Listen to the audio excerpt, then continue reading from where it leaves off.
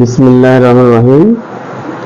প্রিয় শিক্ষার্থীবৃন্দ, গতকালের ধারাবাহিক আলোচনার অংশ হিসাবে আজকে আমরা কোণের যে আলোচনা করে যাচ্ছি। গতকাল আমরা সন্নিহিত কোণ পর্যন্ত আলোচনা করছিলাম। যারা গতকাল লাইভে অংশগ্রহণ করতে পারেনি তারা গত ভিডিওটা দেখে এই ভিডিও অংশগ্রহণ করবে। আজকে আমরা আলোচনা করব সরল কোণ।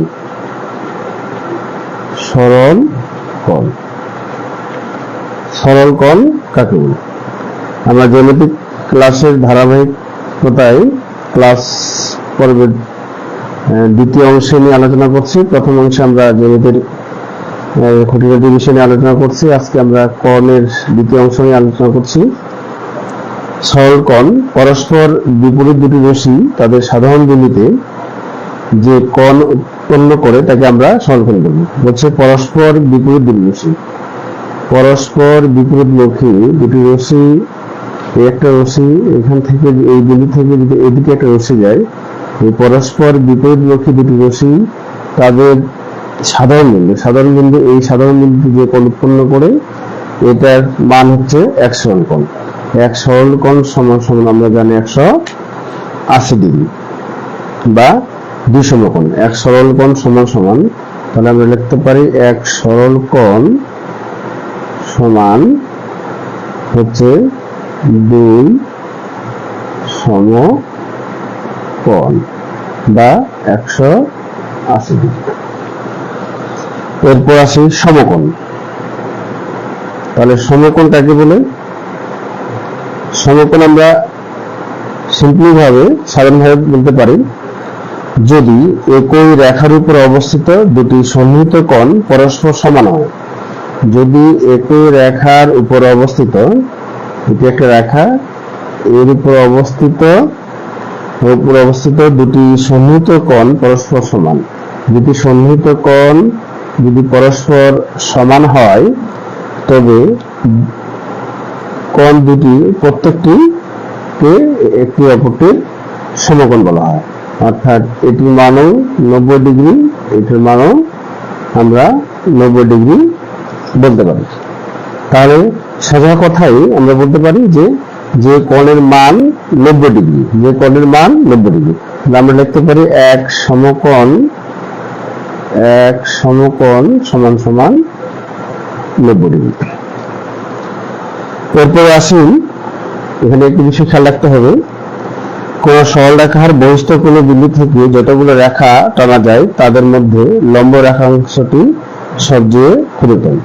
কোন সরল রেখায় এটি একটা সরল রেখা, এই সরল রেখার উপর যতগুলো রেখা টানা যাবে, যতগুলো রেখা আমরা লম্ব টানি, যতগুলো রেখাংশ টানা যায় তাদের মধ্যে লম্ব রেখাটি সবচেয়ে ক্ষুদ্রতম। এই সরল রেখার উপর আমরা যদি একটা লম্ব টানি, এখান থেকে যদি একটা লম্ব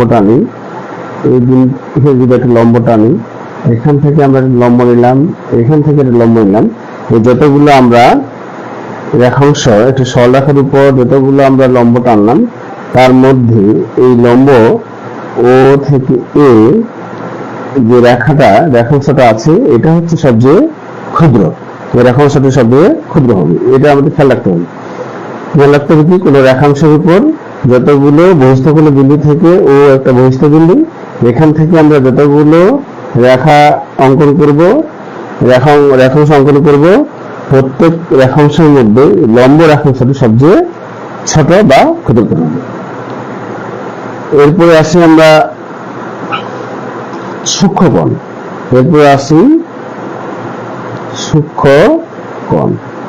সূক্ষ্মকোণ কাকে বলবো? সূক্ষ্মকোণ হচ্ছে এক সমকোণ বা 90 ডিগ্রি থেকে ছোট কোণকে এক সমকোণ বা 90 ডিগ্রি থেকে ছোট কোণকে আমরা সূক্ষ্মকোণ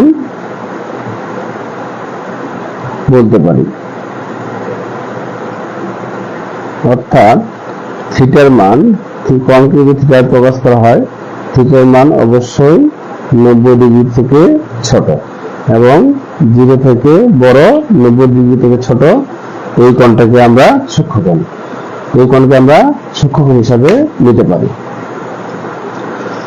অর্থাৎ এটাকে আমরা এভাবে অঙ্কন করতে পারি, দুটি রশ্মি মাঝখানে কোণটা থিটা, অর্থাৎ এই কোণের মান 0 থেকে বড় এবং 90 ডিগ্রি থেকে ছোট এই ধরনের কোণগুলোকে আমরা সূক্ষ্মকোণ বলতে পারি। এরপর আছে স্থূল কোণ। স্থূল কোণ আমরা কোন কোণটাকে বলবো? 90 ডিগ্রির চেয়ে বড় এবং 180 ডিগ্রির চেয়ে ছোট কোণকে। 90 ডিগ্রির চেয়ে বড় এবং 180 ডিগ্রির চেয়ে ছোট কোণকে আমরা স্থূল কোণ।